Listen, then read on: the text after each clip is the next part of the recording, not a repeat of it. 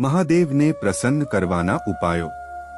મિત્રો, ભગવાન શિવ, જેને ભોલેનાથ તરીકે ઓળખવામાં આવે છે, જેમને ભક્તિથી પ્રસન્ન કરવાના માટે પ્રસિદ્ધ છે, તેમની ઉપાસના માટે કોઈ વિશેષ વિધિની જરૂરી નથી, માત્ર શુદ્ધ હૃદયથી ભક્તિ હોય એ જ પૂરતું છે।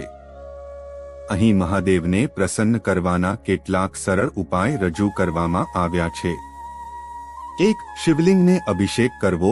શિવલિંગ પર અભિષેક કરવો મહાદેવને પ્રસન્ન કરવાનું શ્રેષ્ઠ માધ્યમ છે। વિવિધ વસ્તુઓથી અભિષેક કરવો લાભદાયક માનવામાં આવે છે। જળ અભિષેક। શિવલિંગ પર ગંગાજળ અર્પણ કરવાથી પાપોનો નાશ થાય છે। દૂધથી અભિષેક કરવાથી આરોગ્ય અને સમૃદ્ધિ મળે છે। ઘીથી અભિષેક કરવાથી જીવનમાં સૌભાગ્ય આવે છે। મધથી અભિષેક કરવાથી માંદગી અને દુઃખ દૂર થાય છે। ચંદનથી અભિષેક કરવાથી મન શાંત થાય છે અને મનોકામનાઓ પૂર્ણ થાય છે। 2. શિવ ચૌદસ અને સોમવાર વ્રત રાખવો। મહાદેવને સોમવાર ખૂબ પ્રિય છે। સોમવારના વ્રત રાખવાથી ભગવાન પ્રસન્ન થાય છે। શિવ ચૌદસના દિવસે મહાદેવની પૂજા કરીને શિવ પર બેલપત્ર, ધતુરા અને તુલસી અર્પિત કરો। 3. નમઃ શિવાય મંત્ર જાપ। નમઃ શિવાય મહાદેવનો મુખ્ય મંત્ર છે। રોજ આ મંત્રનો જાપ કરવાથી આધ્યાત્મિક શક્તિ અને શાંતિ મળે છે। મંત્ર જાપ માટે શ્રાવણ માસ સૌથી શ્રેષ્ઠ સમય છે। રોજ 108 વખત આ મંત્રનું જાપ કરવાથી જીવનમાં શુભ ફળ મળે છે। 4. શિવ મહિમ્ન સ્તોત્ર અને રુદ્રાષ્ટકનું પાઠ કરવો। શિવ મહિમ્ન સ્તોત્રનો પાઠ ભગવાન શિવને પ્રસન્ન કરવા માટે અતિ અસરકારક છે। રુદ્રાષ્ટક સ્તોત્રમાં ભગવાન શિવની મહિમા વર્ણવવામાં આવી છે। આ પાઠ કરવાથી મહાદેવ તમારા બધા દુઃખ દૂર કરે છે। 5. બિલ્વપત્ર, બેલપાન અર્પણ કરવું। શિવલિંગ પર ત્રિપત્રીય બેલપાન અર્પણ કરવું ખાસ શુભ ગણાય છે। તાજા બેલપાન લાવીને શિવ પર અર્પણ કરવાથી મહાદેવ તરત પ્રસન્ન થાય છે। 6. ધૂમ્રપાન અને મદિરા ત્યજવી। ભગવાન શિવ શુદ્ધતાને પ્રાથમિકતા આપે છે। જો તમે તમારું જીવન શુદ્ધ રાખશો, તમારું વર્તન સદ્ગુણોથી ભરેલું રહેશે, તો મહાદેવ તમારી ઉપાસનાથી પ્રસન્ન થશે। 7. શ્રાવણ માસમાં મહાદેવની આરાધના। શ્રાવણ માસ ભગવાન શિવને ખૂબ પ્રિય છે। આ માસ દરમિયાન શિવ પર દૂધ, બેલપત્ર અને ધતુરું અર્પણ કરવું વિશેષ શુભ ગણાય છે। શ્રાવણ માસમાં શ્રદ્ધાપૂર્વક મહાદેવના મંદિરમાં જઈને પૂજા કરવાથી અવિનાશી ફળ મળે છે। મહામૃત્યુંજય મંત્ર જાપ। મહામૃત્યુંજય મંત્રનો જાપ કરવાથી બીમારી, મરણ અને આકસ્મિક દુર્ઘટનાથી મુક્તિ મળે છે। આ મંત્રને રોજ 108 વખત અથવા 1008 વખત જપવાથી જીવનમાં શાંતિ અને આરોગ્ય મળે છે। 9.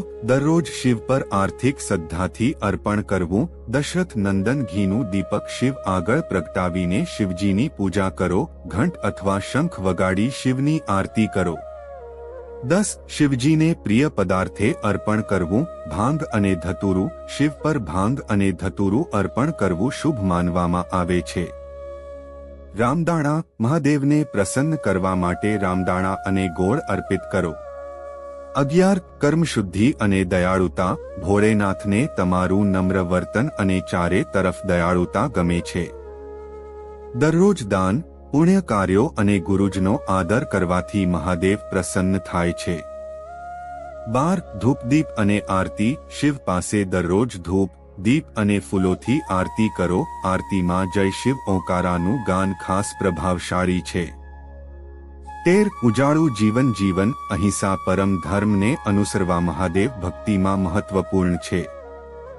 નિષ્ઠાપૂર્વક ગુસ્સો, વક્રતા અને મિથ્યાવાર્તા ત્યજીને શુદ્ધ હૃદયથી મહાદેવની આરાધના કરો।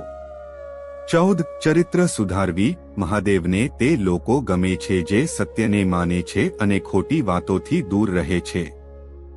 જીવનમાં સદાચરણ અપનાવવું અને તમામ જીવોના કલ્યાણ માટે પ્રાર્થના કરવી શ્રેષ્ઠ માનવામાં આવે છે। 15 શિવરાત્રીનું મહત્વ મહાશિવરાત્રીના દિવસે મહાદેવની આરાધનાથી આખા વર્ષના પાપ ધૂંધાય છે.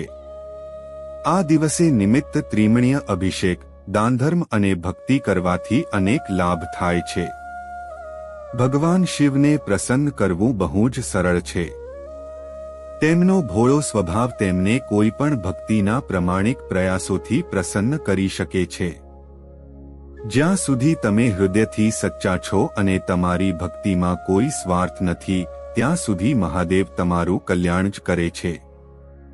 મિત્રો, આશા રાખું છું કે આ વિડિયો તમને પસંદ આવ્યો હશે.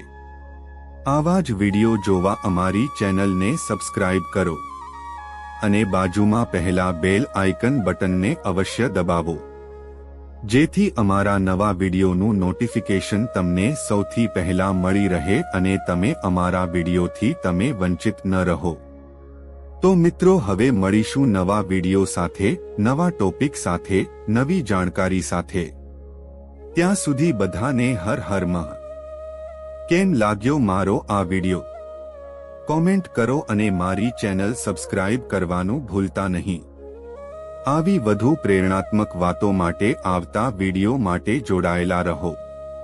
તો મિત્રો, આવી જ માહિતી સમયસર સાંભળવા માટે અમારી સાથે જોડાયેલા રહો. હવે મળીશું નવા વિડિયો સાથે, નવા ટોપિક સાથે, નવી માહિતી સાથે. ત્યાં સુધી બધાને જય માં મોમાઈ, જય શ્રી રાધે કૃષ્ણ, હર હર મહાદેવ, જય માં બુટ ભવાની. બધા લોકોએ વિડિયોને અંત સુધી જોયો તે બદલ બધાનો ખૂબ ખૂબ આભાર.